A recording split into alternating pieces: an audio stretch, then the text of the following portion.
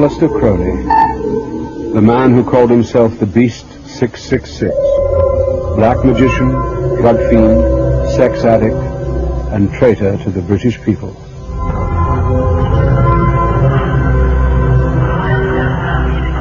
I want none of your faint approval or faint dispraise.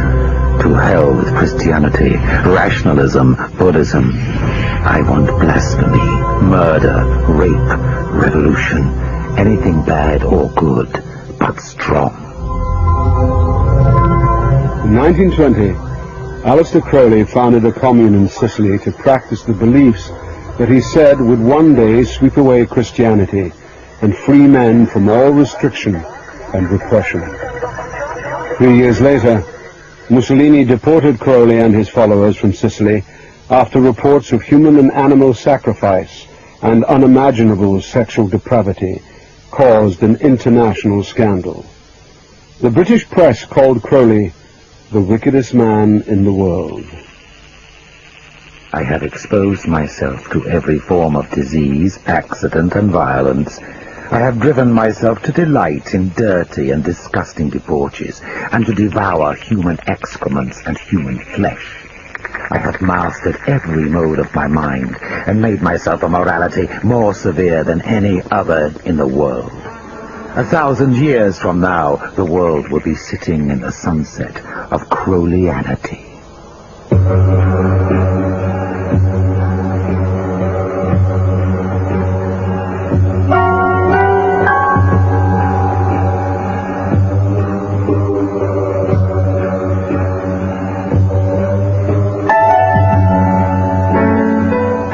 The thing about Crowley was doing everything to absolute excess, pushing yourself to the absolute limit so you know at least where your limits are. So if you're going to do something that's depraved, you do something which is extremely depraved that even you feel disgusted at, and then try to learn to enjoy it.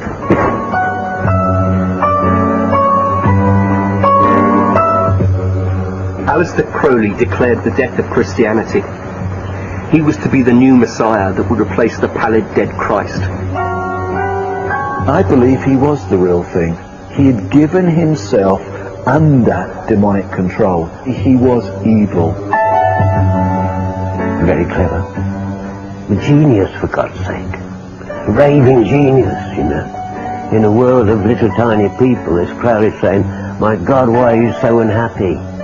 You want to make love? Well, make love for Christ's sake. You want to take drugs? You want to expand your consciousness? Please do it.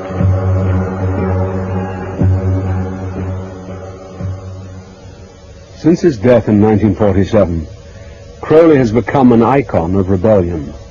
The Rolling Stones, David Bowie, Led Zeppelin's Jimmy Page have all been influenced by his message of freedom. He continues to be a key figure in the occult and is a focus for those engaged in the battle between good and evil. This was a battle that was to play a crucial part in Crowley's childhood. Aleister Crowley was born in 1875 into a wealthy brewing family. It was the height of the Victorian era, and his devoutly religious parents constantly warned him about the dangers of temptation and the terrible consequences of sin. His family were members of the Plymouth Brethren sect. Now, the Plymouth Brethren were radical Protestants. You might even say pathologically anti-pleasure. They believed in the literal truth of the Bible. This included in particular the book of Revelations, which is a constant echo throughout Crowley's imagination, his theology, if you want to call it that. He seems to have been devoted to his father. They used to travel the country together while his father preached in a fairly unorthodox fashion. Aleister was inspired by his father's evangelizing, and his earliest ambition was to follow him and become a crusader for Christ. Then something happened that completely shattered his world. Crowley's father died suddenly, leaving Aleister, who was still only a boy of 11, bereft. His sorrow turned to anger. He grew to hate his mother, the church, and the pious tutors she employed to school him. Crowley became increasingly rebellious. He set about attacking the thing which had made his childhood such a misery. I had arrived at the conclusion that the Plymouth Brethren were an exceptionally detestable crew. I wanted sin, a supreme spiritual sin, but hadn't the slightest idea how to go about it. He really could not bear his mother, and the first opportunity, when he was a teenager, he had the maid on his mother's bed, and obviously felt that this was a kind of revenge. He developed a tremendous state of resentment about his family and all the family background, and so from the beginning, you see, Crowley sort of had a pretty good kind of background in revolt. Crowley failed to distinguish himself during his school days, apart from getting expelled from Tunbridge after catching gonorrhea from a prostitute. At Cambridge, Crowley finally broke free from the shackles of his upbringing. He published his own poetry, revealing a rapidly developing obsession with sex. When Celia comes, 'tis earthquake's hour. The bed vibrates like kettle drums. It is a grand display of power when Celia comes. When Celia farts, my hasty nose sniffs up the fragrance of her parts. Shamed are the violets and the rose when Celia farts. Crowley's poetry was so pornographic that he would have been prosecuted for obscenity had he not taken the precaution of publishing it abroad under a false name. Crowley had the natural appetite for sex you might expect from someone in their adolescence. There was something different about Crowley, though. I think there was almost, he was developing a compulsion. Part of that compulsion seemed to be a compulsion towards sin, a form of blasphemy, a form of spitting in the eye of the Christian church.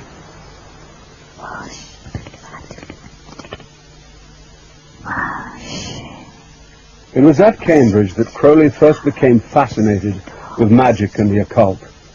He heard that there were secret societies whose members practiced dark and forbidden rituals. Crowley was intrigued and was desperate to access this hidden world.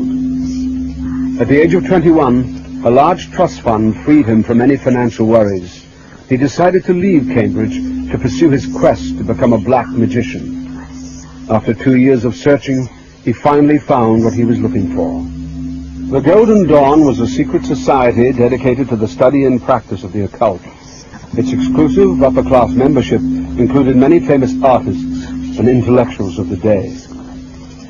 He discovers the Golden Dawn. It's from here on, really, that he feels he's really onto something. This is something brand new, it's fresh. Bram Stoker is involved, Yeats is involved, the sort of literary sort of society lot.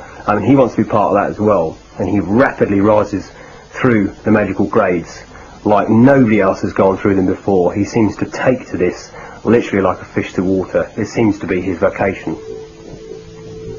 For Crowley, who was now referring to himself as the Beast 666, the Golden Dawn turned out to be a bitter disappointment. He thought that they were playing at magic and tried to take the society over.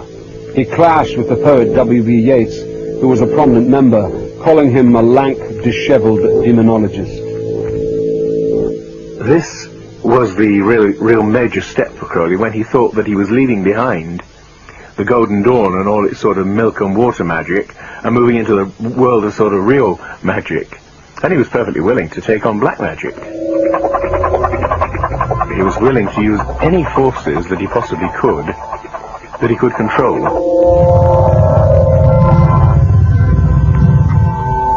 Crowley decided to perform the Abramelin, a black magic ritual that no magician had dared undertake for centuries. Crowley's so dedicated to performing the Abramelin ritual that he actually goes to the length of seeking out and finding the perfect place and buying a house to do the actual ritual in. Nothing else, just actually to do this ritual. And it's in Loch Ness, Boleskine House. This is such an extreme thing to do. This is not a game. I think he's trying to break down, he's trying to push further than anyone else has been before. At the moment his yardstick is the Golden Dawn, so he's already shattering that completely.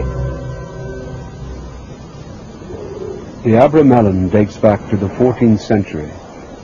The aim of the 6-month ritual is to master demons, but it was considered extremely dangerous. If the ritual went wrong, it was believed that evil spirits could be set loose and take possession of the magician.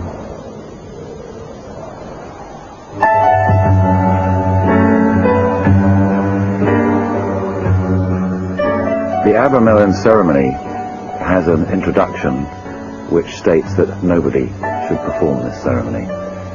Red rag to a bull with Aleister. Crowley, at a time when he did it, had a lot of determination to delve as deeply as he could into the occult. He certainly did do partially the Abramelin ceremony in the house, which is to do with conjuring up one's guardian angel.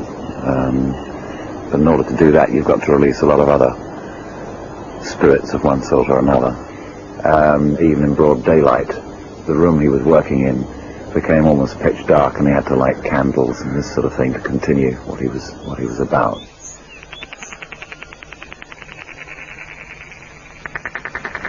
Deep mouthed from their thrones deep-seated, the choirs of the eons declare the last of the demons, the kingdom is thine to inherit. What I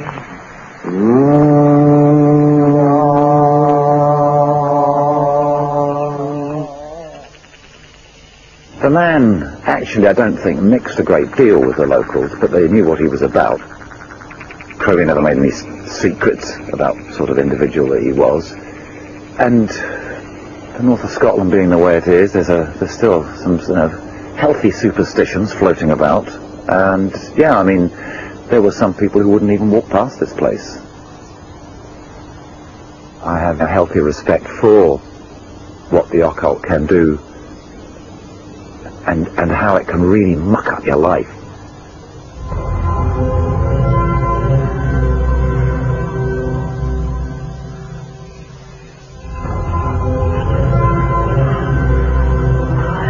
Crowley, in his absolutely typical way, broke off the ritual.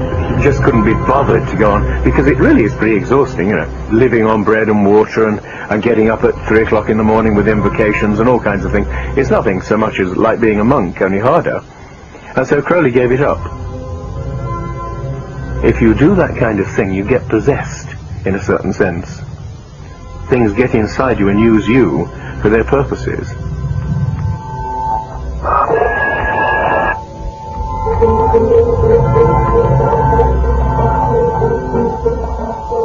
It was at this point that Crowley met Rose Kelly, a young society lady. Courting scandal, he married her the day after they met and took her off to Egypt for their honeymoon, leaving the Abramelin ritual unfinished. The honeymoon was a period of uninterrupted debauchery. Once in the first 3 weeks or so, Rose took some trifling liberty. I recognized the symptoms and turned her up and spanked her. She henceforth added the qualities of a perfect wife to those of a perfect mistress.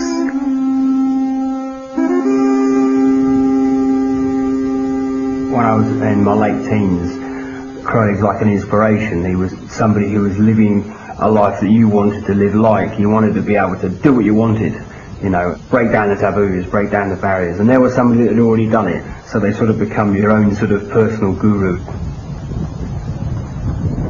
But the Great Pyramid now, this is where Crowley and his wife came on their honeymoon. And one night they decided to spend the night inside the King's chamber. This is just for Crowley really to show off and show what a great magician he is to his wife. They must have done this on their own, him and Rose. Must have been quite an eerie thing to do. This is it. This is the King's chamber. I wanted my wife to see what a great magician I was. We went accordingly after dinner with candles. I had with me a small notebook in which was written the preliminary invocation of the Goetia. The Goetia is a grimoire. It's probably the closest thing to a black magic book. It's the lesser key of Solomon. It's got nothing to do with invoking angels. It's got nothing to do with anything particularly spiritual. It's purely to raise demons and nothing else. Back in Cairo, they were continuing their orgy of hedonistic excess when the black magic ritual in the Great Pyramid had an unexpected result that was to be the turning point in Crowley's life. Rose got into a strange state of mind. I had never seen anything like it before. She kept on repeating, dreamily, yet intensely, "They are waiting for you. They are waiting for you."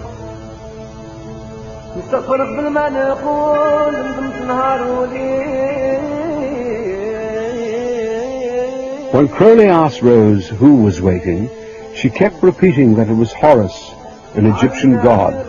Crowley was puzzled and irritated by his wife's bizarre behavior. She knew nothing of magic and even less of Egyptology. Surely she, of all people, was not receiving a message from the gods. Crowley decided to take Rose down to the Egyptian Museum to test what she was saying. Rose had never visited the museum before. To Crowley's amazement, she rushed through rooms full of ancient artifacts until suddenly she stopped dead. There he is. It was an image of the same god she claimed to have seen in her vision. Crowley was stunned. What could this mean? Rose told him that they had to go back to the hotel room and wait to find out. There seems to be that instance back in the museum in Cairo when he went to look at this exhibit, which was Exhibit 666, and after that getting in touch with somebody that said they were the god Horus. I think at that point something happened within his life. He opened himself up to a power that never ever left him, which he developed, and I believe he was the real thing. I believe that people that came into contact with him came into contact with that which was supernaturally evil. He had given himself under that demonic control, and that demonic control could now affect him and could work through him. I shall find you, I shall have you, I am coming back to you. Crowley was about to receive a revelation that would make him the prophet of a new religion, giving him a charter to pursue a life dedicated to sex and magic, no matter what the consequences.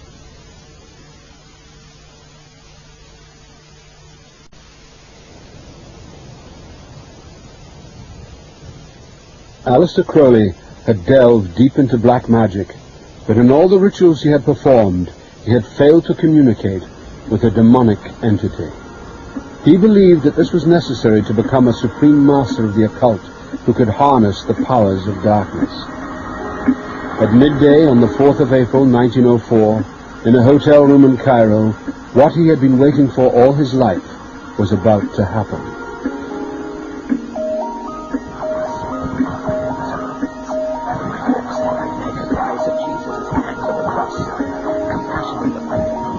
Crowley heard an unearthly voice from over his left shoulder. For 1 hour, at precisely the same time over the next 3 days, Crowley said that the voice dictated to him the Book of the Law, the work that would become the Bible of his new religion. The Book of the Law, it just really is ripping up everything. It's ripping up the Bible, it's ripping up the Quran, you know, it's ripping up all the holy books and saying, we're starting fresh now. This is the word of the new eon. We're going to peck out the eyes of Christ on the cross. It's very, very blasphemous. It's all about liberation. It's all about having no restrictions at all. You follow your path, you follow your goal in life, and you do that above all else. The Book of the Law is the Bible of the religion Crowley was endeavouring to found. A book of inspired writings, whereby Crowley portrays himself as a medium for some higher force. Inevitably, with an egomaniac like Crowley, he finds himself cast in the central role. The Book of the Law states, "Do what thou wilt shall be the whole of the law."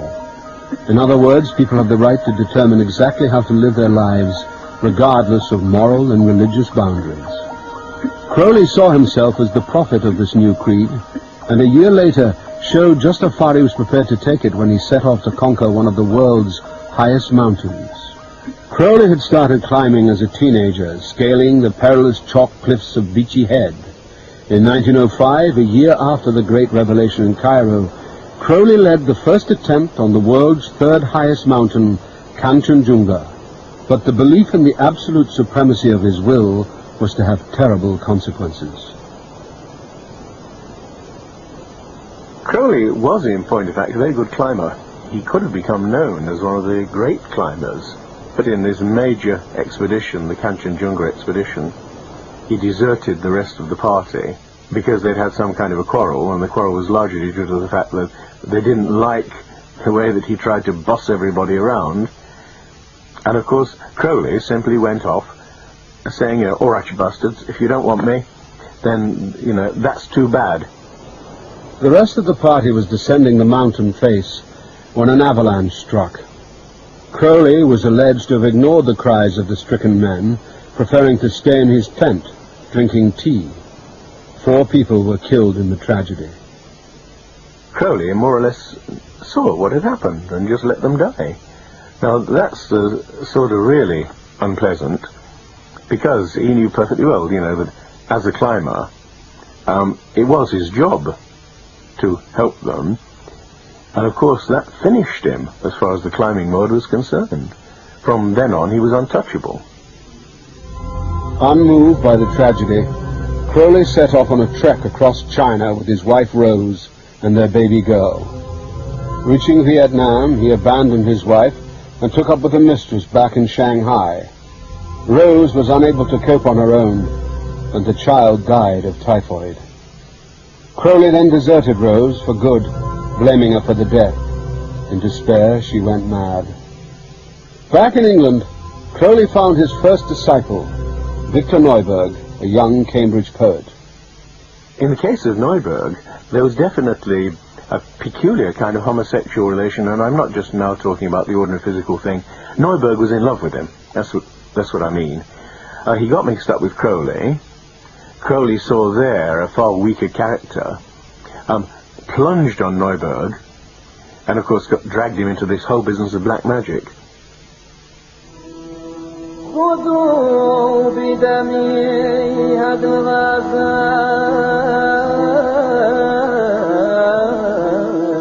Neuberg was subjected to a series of sadistic acts designed to test the poet's dedication to the beast.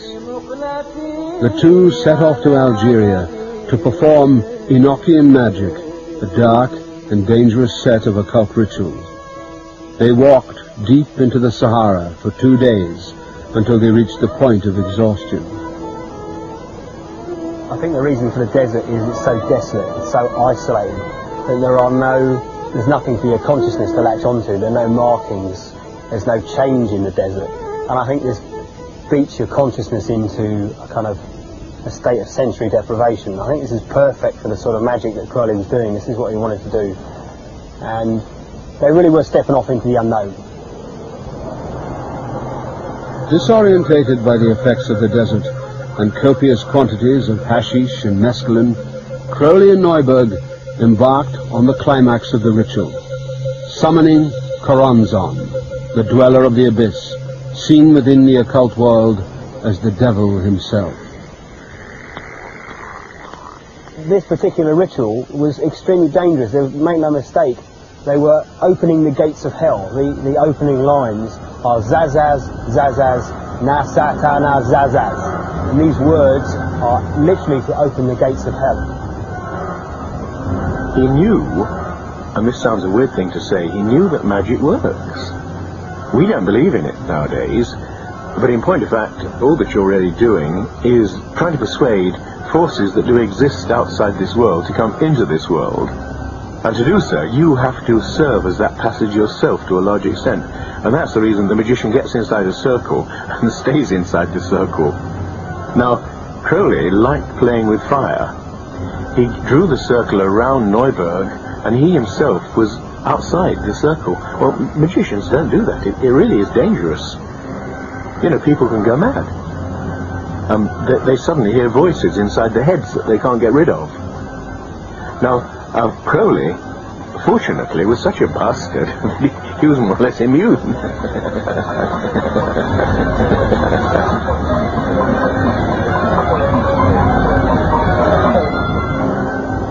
Crowley gets seized with a passion to perform a sexual act, and Crowley is the passive partner in the sex act. And at the point of orgasm, Crowley has like a mystic revelation. He sees a blinding white light. He seems to commune with the secret chiefs, and he suddenly realises that sex can be a sacrament, can be in praise of the gods.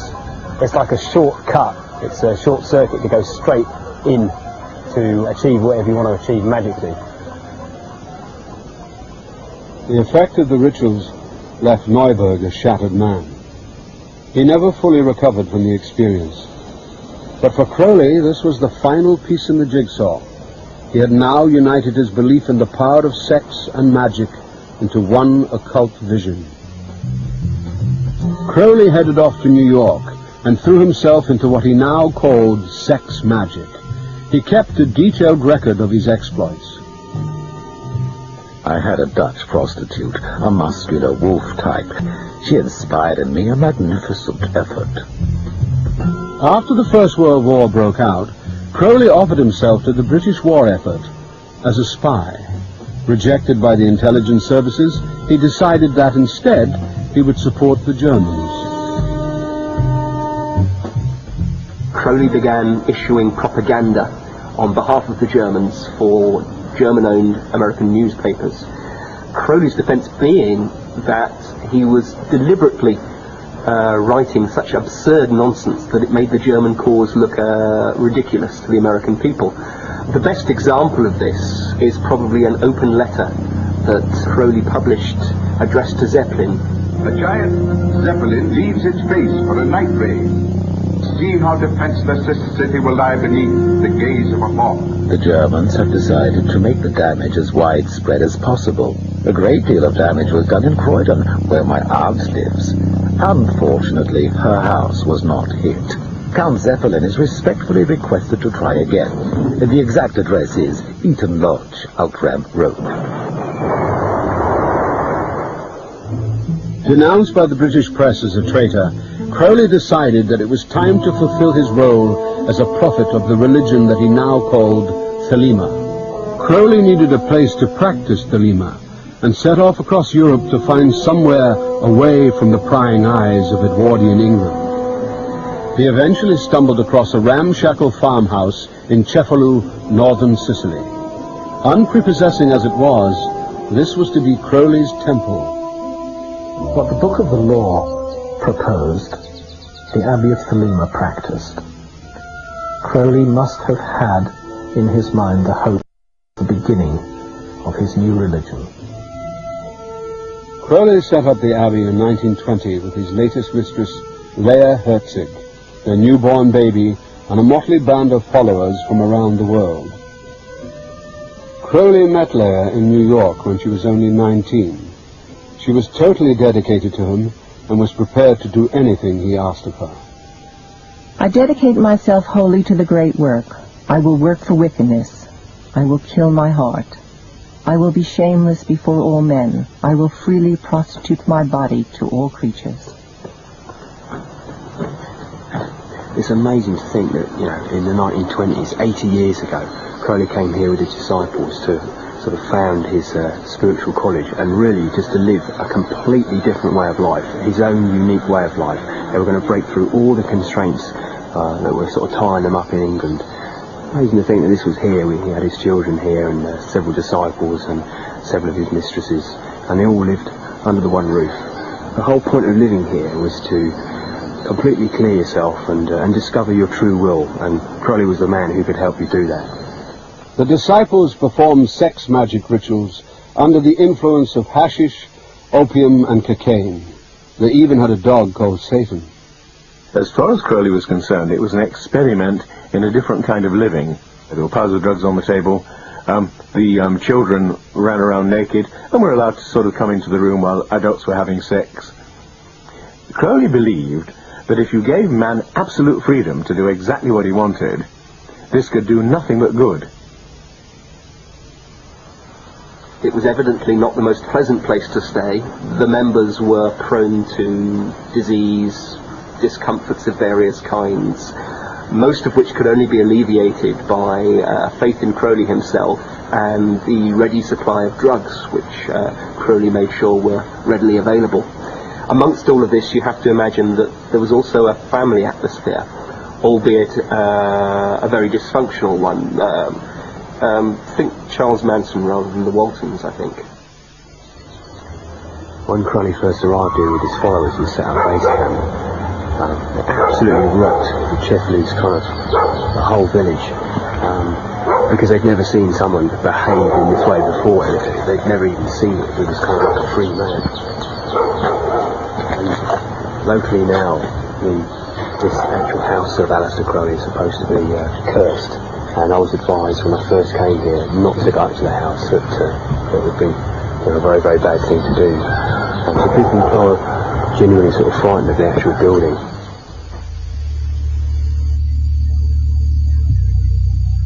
Aaron Paramore first came to Sicily on a kind of occult pilgrimage and was amazed at what he found inside the now derelict abbey. This is the place that Crowley called the nightmare room. Disciples were given drugs and made to sit and look at Crowley's pornographic paintings on the walls. The idea was that by doing this they would lose all their fear and repression. It's a green demon. It's a rather well-endowed demon. As people at the Abbey continued to lose their inhibitions, the sex magic rituals Crowley asked them to perform became more and more extreme. Probably the most controversial and lurid episode in the whole Chefley period is the attempted copulation between one of his Scarlet Women, Leah Herzig, and a goat. Now, supposedly, at the time of orgasm, the goat was to mount Leah Herzig, and at the time of orgasm, it was to have its throat cut. You can wonder whether what he was trying to do was, A, to test the dedication of his disciples, to see how far he could push them. Perhaps he also thought it would be a good show. I mean, Crowley was dedicated to novelty, and I dare say that would be a novelty to most people. The goat, the symbol, of course, of Satan. Normal man and woman is repulsed by this sort of thing, and we wonder what actually can bring human beings to this. And I think what has happened was that in the Abbey they had sated or satisfied so many of their appetites that all the time they were going just that bit further until eventually they were copulating with animals. And I suppose when you get to that stage, it is symbolic of the depth of evil. Things started to go wrong at the Abbey. Crowley struggled with his growing drug addiction. Leah had a nervous breakdown, but what Crowley called the great work had to go on. People who use the word I are encouraged to cut themselves in order to remind themselves that they don't have an identity. Crowley was there destroying people's egos. That was part of the experiment. He was liberating them from their conventional upbringings. Raoul Loveday was an Oxford graduate who broke away from his middle-class background and came to Sicily with his wife. He wrote to his parents that he was happier at the Abbey than he had ever been. But Loveday fell ill and died after allegedly drinking the blood of a cat sacrificed in a ritual. His wife left Sicily and went straight to the British press. Crowley's little squalid piece of heaven collapsed due to one of the earliest tabloid attacks, which, rather than attacking Crowley's Abbey as being the kind of mind control camp it was, which probably wouldn't have made sense to people at this time, it portrayed this kind of dark, devil-worshipping, orgy-ridden den of human sacrifice, which it wasn't. Eventually, of course, it was Mussolini who kicked his little crew out. For many of the people at the Abbey, what they did there blighted the rest of their lives. Deserted by Crowley, Leah Herzig sank into prostitution. Other disciples went mad. One committed suicide. The dream was over. Crowley was now public enemy number one, the wickedest man in the world.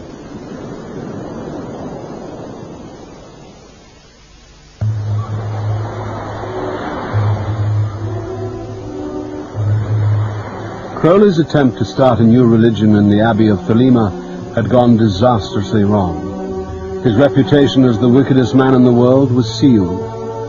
The last years of the great beast's life were spent living from hand to mouth.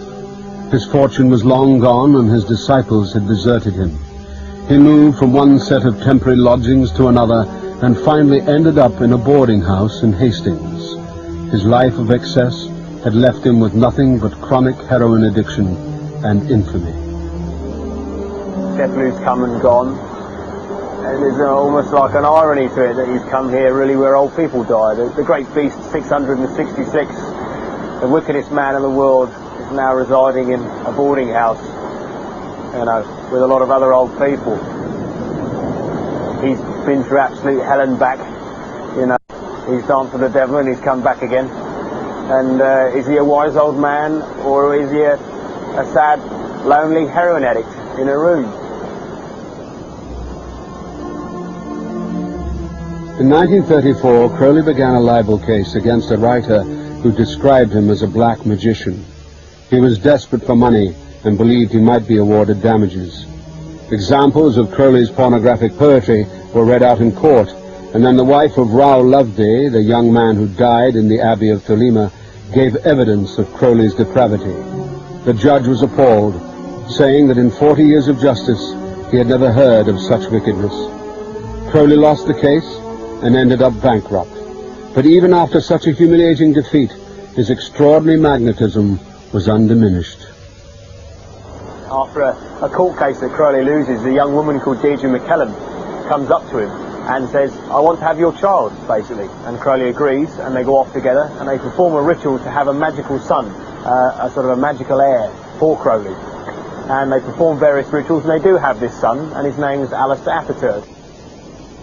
Perhaps for the first time, Crowley was beginning to question what his life had really amounted to.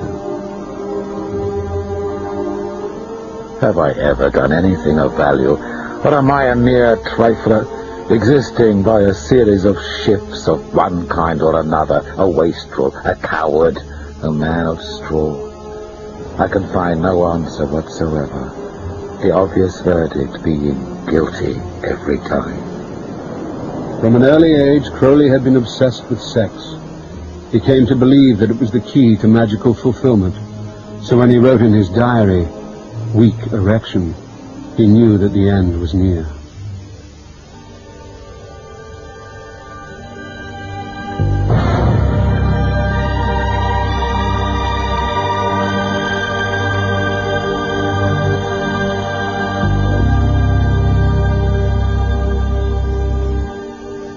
Rotten as I am in 1,000 ways, I have been chosen by the gods to bring to earth the basic world in which mankind will work for the next 2,000 years or so. I assure you, the world is ready for this move. The great beast died in 1947, and for a decade it seemed all his ideas had died with him. But then his do-what-thou-wilt philosophy found a new home with a generation that was experimenting with free love, drugs, and alternative beliefs. Crowley had pushed the same boundaries 40 years earlier. He was now a 60s icon. John Lennon acknowledged him as a personal hero by putting him on the front cover of the Beatles' Sgt. Pepper album. Drugs guru Timothy Leary went tripping in Crowley's footsteps. A great trip. And the Rolling Stones were drawn to him by the underground filmmaker Kenneth Anger. The Stones found Kenneth Anger, who in turn introduced them to the world of Aleister Crowley, which at least for a time seemed, heaven sent's probably the wrong word, but certainly seemed to suit the direction they were heading, which was unquestionably infernal. The stone's flirtation with the dark side was brief, but since the 60s, the occult has seen an explosion in popularity. There are now thousands of occult websites on the internet, with many dedicated to the great beast.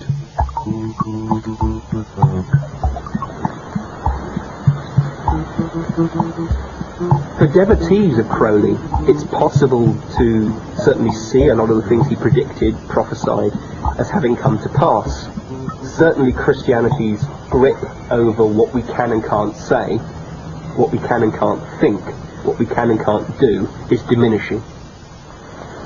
Today, Crowley's followers believe that he was a true prophet because he foresaw a society that has now embraced ideas of sexual and spiritual freedom. Others are not so sure. I think today modern occultism sees a very watered down version of Crowley.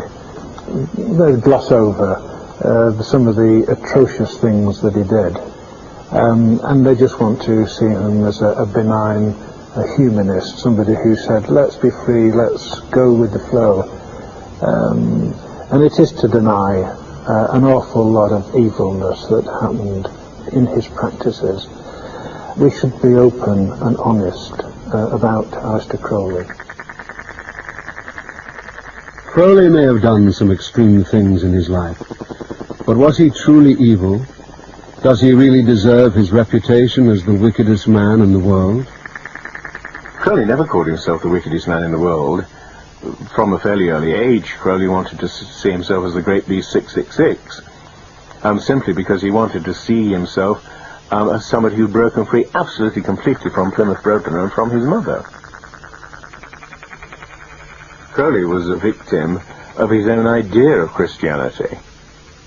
Probably, if Crowley had been born into a modern environment where he didn't have to be a Christian or anything of the sort, I think that half of his force would have disappeared because he wouldn't have had anything to brace himself against, to fight against, to hate.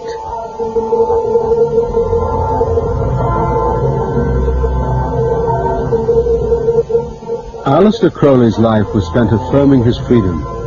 It began in defiance of his family, Victorian morality, and the Christian church. But the desire to exert his own free will became an obsession and a license to live his life to outrageous extremes.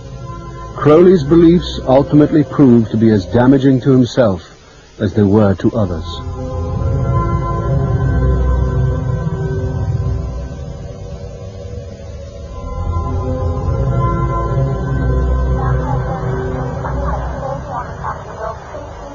He didn't seem to understand that a philosophy of do exactly what you want doesn't really work for 99% of people. If you took away all laws, all restraints and all the rest of it, his society would suddenly turn into a pretty horrible mess. Crowley's attempts to establish a new religion left him bankrupt, friendless, and physically wrecked. But he has left an extraordinary legacy of a life pushed to the absolute limit. Crowley ultimately is as magnetic and exciting as he is repellent. There are aspects of his character which are very difficult to admire or even tolerate. He was childish, he was unpleasant to many of the people who most admired him.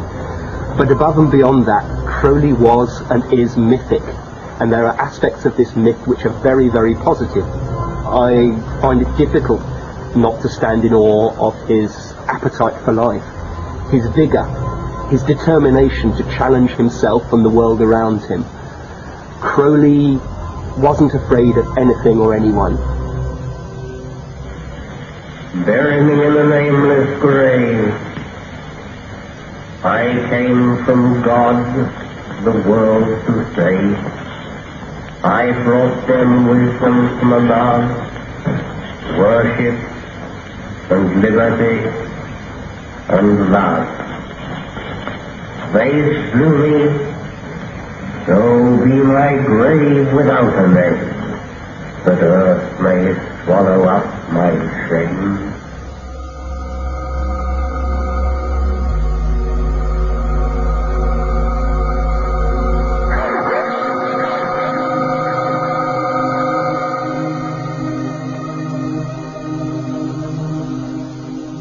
Masters of Darkness next Tuesday is on later at 11:05. There's a taster of that coming up in a moment.